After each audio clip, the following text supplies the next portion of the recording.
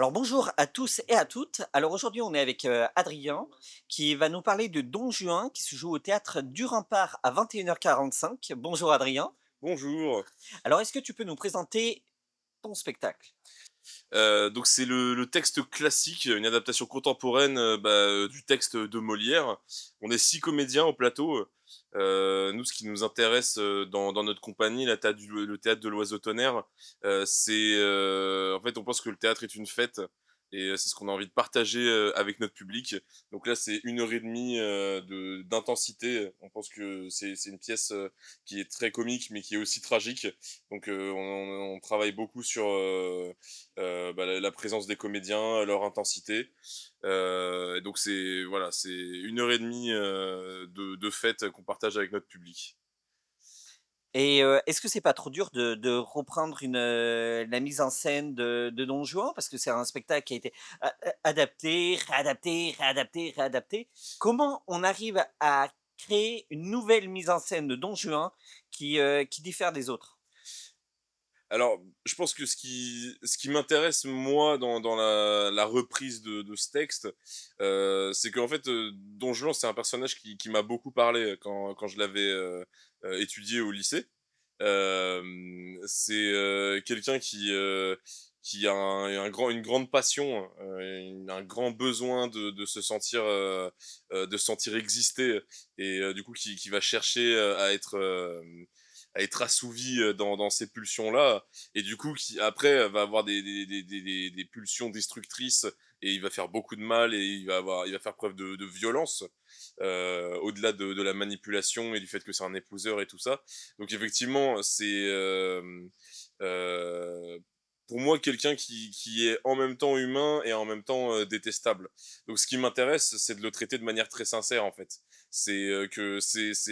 Un homme, qui vit dans une société et qui ne rentre pas dans les codes de cette société-là et qui du coup, va, de commencer à devenir de plus en plus violent. En tout cas, là, dans comment c'est écrit, vu qu'il s'intègre pas dans cette société, qu'il répond pas là à ses codes, il y a toute cette menace qui va peser sur lui, ce destin tragique qui commence à l'acte 1, qui se termine à l'acte 5, où ça va se terminer par sa mort, hein, c'est comme ça que c'est écrit.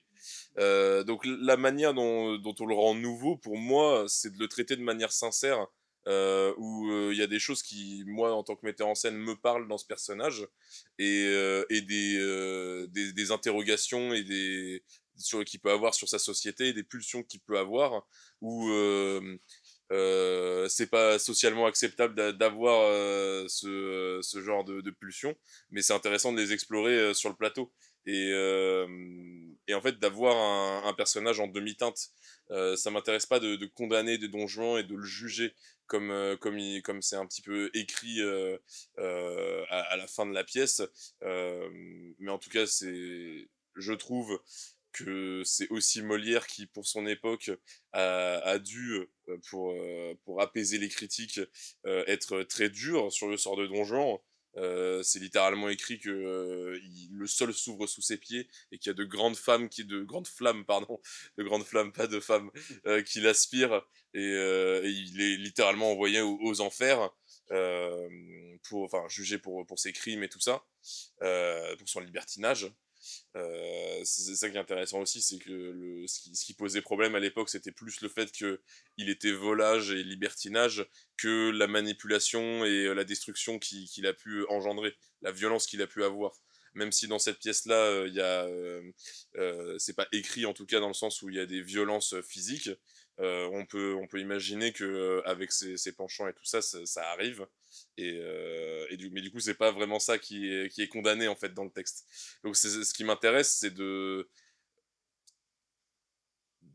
d'écrire la vie, enfin montrer la vie, faire vivre la vie de ce personnage, avec en même temps ces choses qui sont très humaines, sa passion, le fait qu'il ait très envie d'aimer, que ce soit un homme charmant, qui a des bons mots, qui aussi est capable d'apporter de la joie aux gens, en tout cas enfin, dans la séduction et tout ça, il y a un vrai jeu, quelque chose un vrai plaisir qui peut être partagé à des moments. Je pense aux paysannes par exemple dans l'acte 2.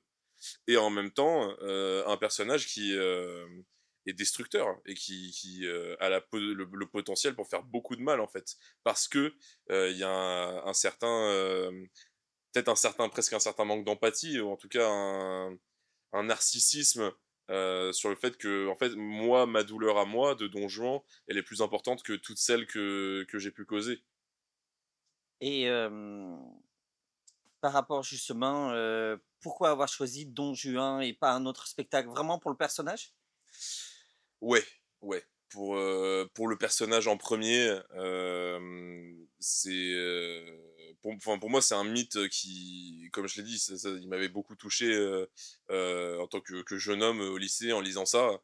Où en fait, c'est un moment dans ma vie, comme plein de gens, où je me posais beaucoup de questions, sur, comment être un homme, en fait. Comment devenir un homme adulte, en sans faire les erreurs, que les autres hommes autour de moi ont pu faire, mais devenir ma propre personne, et être, heureux, en fait. Enfin, essayer de tendre vers ça, et moi, ça me touche beaucoup Don Juan quand il parle, par exemple dans l'acte 5 de l'hypocrisie, de son monde, où, en fait, il dit: «Oui, je suis horrible, mais tous les gens la société autour de moi l'est aussi», et il y a quelque chose, bon, peut-être, un petit peu, c'est un petit peu une romantisation, du fait que moi, je comprends que tout le monde est terrible, et c'est peut-être quelque chose qui arrive beaucoup chez les adolescents, mais en tout cas, enfin, il y a tout quand même quelque chose de très humain,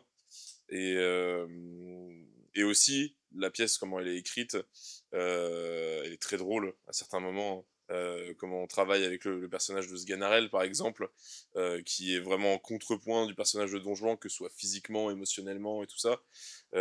C'est un personnage qui a beaucoup d'énergie, il est un peu liquide dans sa manière de se déplacer, dans notre mise en scène, il a une guitare, et parfois il emmène l'action dans un acte tout entier où on est 6 au plateau, avec des couples qui dansent, des conversations qui s'entremêlent, et parfois il vient simplement accompagner, la dramaturgie de Don Juan avec quelques petites notes.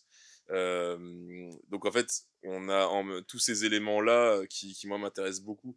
Il y a les personnages féminins aussi le texte est un peu vieux, donc par exemple Don Elvire, qui est un personnage magnifique, n'a que 2 scènes, mais du coup c'est intéressant pour moi de relever, ce défi-là, de donner toute son importance à ce personnage-là, parce qu'en fait elle devient l'égale de Don Juan, face à toute cette passion de la jeunesse et au caractère volage de Don Juan, elle a une vraie dignité, en fait, et une vraie force, quand elle revient et qu'elle lui donne son pardon et qu'elle lui demande de se repentir et d'arrêter ça, de grandir, en fait, dans un certain sens, malgré toutes les violences qu'elle a pu subir et que d'autres femmes ont pu subir, et la honte, en fait, qu'elle a ressentie par rapport à Don Juan. Elle est capable de revenir et de lui donner ça, et voilà, c'est un personnage qui est magnifique, donc c'est un défi de lui donner, en fait, qu'en seulement 2 scènes, alors que Don Juan et Sganarelle sont là pendant 5 actes, hem, heu, toute l'ampleur, en fait, lui permettre de déployer ses ailes, pour qu'il prenne toute son ampleur. Donc c'est plein d'éléments, en fait, qui font que j'ai choisi cette pièce, et il y a aussi le fait de traiter le surnaturel. Il y a le personnage du commandeur, qui est, donc c'est cette statue, qui est mouvante et parlante, comme ils disent dans le texte, qui, en fait, présage du divin, ou en tout cas du jugement de Don Juan, et nous, on s'est aussi amusé à rajouter, ce thème du présage, ou en tout cas de l'augure avec d'autres personnages. Donc voilà, c'est plein de choses, en fait, qui font que je suis attiré par ce texte-là, quoi. Et est-ce qu'on peut dire que Don Juan, c'est un texte, contemporain ou dépassé? Au sens strict, on peut pas dire que c'est contemporain, parce que ça a été écrit au XVIIe siècle. Mais en tout cas, c'est très humain, dans le sens où, encore une fois, bah, ça résonnait avec des gens comme moi, avec toi aussi, tu m'en as parlé avant. Hem, il y a quelque chose où, en fait, les grands mythes comme ça, enfin les grands récits, ces personnages-là, ils existent, parce qu'ils touchent quelque chose de très humain, de très intime à l'expérience humaine. Et Don Juan, on aime bien le détester, parce que aussi, ça attire cette aura, de personnage, qui est extrêmement libre, qui est prêt à tout le temps, à tout pour la séduction, pour l'hédonisme, le plaisir, mais aussi donc ce grand questionnement de l'existence, à quoi ça sert en fait. Et donc pour moi, c'est très actuel à certains endroits. Et c'est hyper intéressant aussi dans les relations hommes-femmes. Et dans une époque où les violences sexistes commencent la gravité des violences sexistes commence à rentrer dans les conversations mainstream en fait, enfin, dans l'inconscient collectif. Et c'est hyper intéressant aussi de parler de ça, parce que par exemple dans le texte de Molière, on parle pas de violence physique en tout cas. C'est peut-être qu'on pourrait le traiter de cette manière-là, mais il n'y a pas écrit de violence physique. Il y a de la manipulation, il y a du chantage émotionnel, il y a un certain mépris pour la femme dans comment c'est écrit aussi. C'est un peu misogyne dans la manière dont c'est écrit. Il y a quand même de la violence psychologique au final. Ah bah, absolument.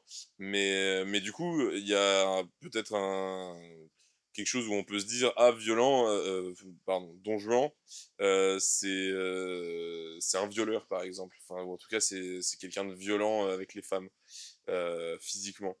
Et dans la manière dont c'est écrit, c'est pas exactement ça. Mais du coup, c'est quand même intéressant de traiter, ces violences psychologiques-là.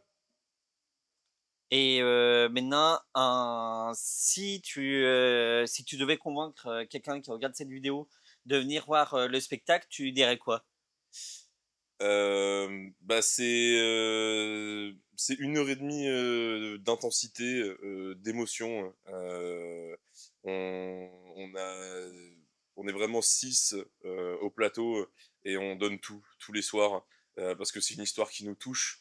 On est, très, très heureux de faire vivre ces personnages-là sur le plateau, et de les partager avec le public. Et à chaque fois, c'est une nouvelle aventure, en fait. On essaie de reconstruire la confiance entre nos partenaires, et le fait qu'en fait, on est une équipe qui est ensemble et qui essaie de faire surgir quelque chose de la scène, qui vaut le coup d'exister, en fait, qui vaut le coup d'être vécu. Donc voilà. Merci bien Adrien. Merci beaucoup.